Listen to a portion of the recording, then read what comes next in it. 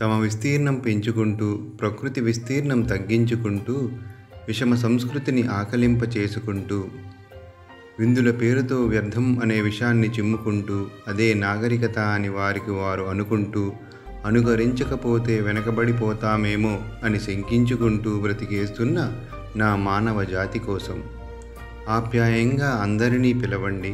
అతిథుల ఆశీర్వాదమును ఆభరణంగా తలవండి. కమ్మని భోజనం కొంత చాలు ప్రేమగా పెట్టండి. వండని వస్తువులు 100 ఎందుకు దండగ కదండి. కడుపు నిండా తినేట్టు కమ్మగా పెట్టండి. కాళ్ళు పీకి కొట్టుకు తినేట్టు అస్సలు పెట్టకండి. ఆకులో భోజనం అందరికీ పెట్టండి.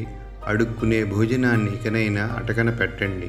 మంచినీటిని ముందరనే పెట్టండి. మధుర పానీయాలను బయటకు నెట్టండి. అభిమానంతో వచ్చిన వారిని ఆప్యాయంగా పలుకరించండి.